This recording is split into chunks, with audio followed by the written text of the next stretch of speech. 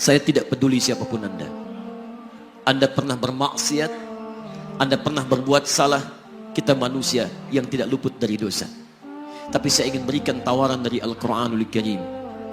Quran surah keempat An-Nisa ayat 100, posisi paling kiri sebelah bawah. Pernah ada orang berbuat maksiat yang tak terlukiskan. Ada seorang yang pernah bunuh orang. Bunuhnya bukan 1, 2, 100 orang.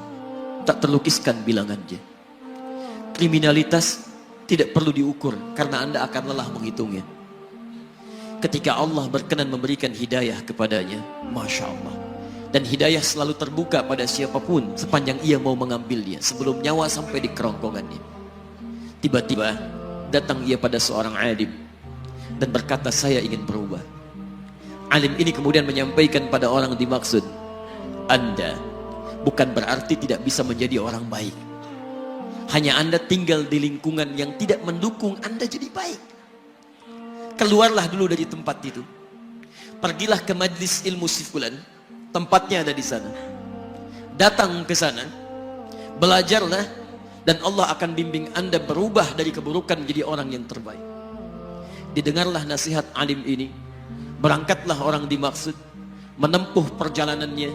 Tiba-tiba Masya Allah, belum sampai ke tujuan, di pertengahan jalan, konon disebutkan lebih sejengkal, tiba-tiba maut datang menjemputnya.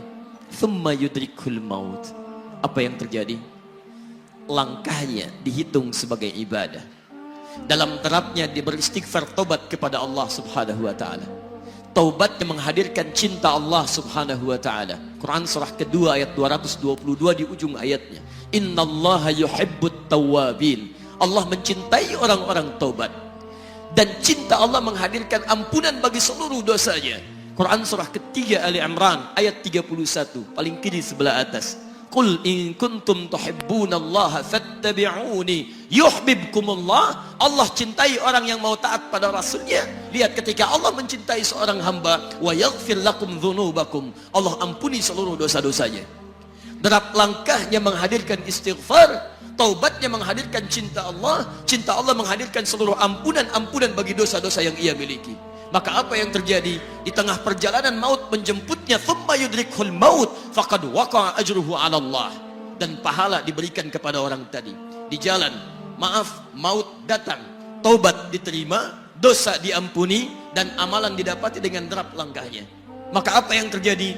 Thumma yudrikhul maut faqad waqa'a ajruhu 'ala Allah. Pahalanya dituliskan oleh Allah, dakhalal jannah, kata Nabi, masuk surga orang ini.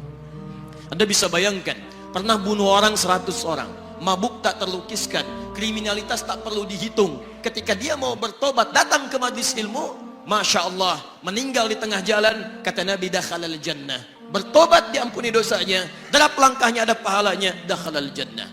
Turun ayat untuk melukiskan tawaran yang sama kepada kita. Wa may yuhajir fi sabilillahi yajid fil ardi muraghaman katsiran was'a. Siapapun yang mau berubah kembali pada ketentuan jalan Allah, kalau dia masih punya batas-batas kehidupan, kami akan berikan kelapangan di sisa hidupnya dan kelimpahan-limpahan kenikmatan selama dia hidup. Wa may yakhruj min baitihi muhajiran ilallahi wa rasulih. Namun bila ada di antara mereka baru ingin berhijrah, ingin berubah jadi lebih baik dalam pandangan Allah dan Rasulnya, tiba-tiba thumma yudrikul maut, baru keluar dari tempat dia tinggal, belum sampai ke tempat dia belajar, datang maut menjemputnya, faqad waqa'a ajruhu 'ala Allah. Kami terima semua amalnya, kami ampuni dosa-dosanya, dan kami tuliskan namanya di dalam surga. Bila 100 orang saja yang pernah dibunuh oleh orang ini, pernah bunuh 100 orang, mabuk tak terlukiskan, kriminalitas tak terhitung, mau berangkat ke majlis ilmu, tak sampai ke majlisnya, meninggal dia, bisa masuk surga. Masa Anda yang tidak pernah bunuh orang? Ada yang pernah bunuh orang di sini? Boleh angkat tangan? Ada polisi di sini, langsung saya sampaikan insyaallah. Anda gak pernah bunuh orang, Anda tidak pernah mabuk, Anda tidak pernah berbuat kriminalitas seperti orang dulu. Salah, wajar, tapi pintu tobat terbuka untuk kita semua. Masya Allah, bedanya dengan orang tadi belum sampai ke majlis ilmu, Anda sudah hadir di dalamnya, langsung di rumah Allah, diberikan tempat yang terbaik, dan kita akan belajar. Kalau dengan semua ini belum mempermudah Anda ke surga, dengan cara apa lagi Allah mesti mengantarkan Anda ke surga? Kalau dengan duduknya Anda di sini belum mau juga bertobat, dengan cara apa lagi Allah harus membimbing Anda bertobat? Kalau dengan seperti ini belum juga Anda taat kepada Rasul, dengan cara apa lagi Allah mesti meyakinkan Anda untuk taat kepada Rasulullah SAW?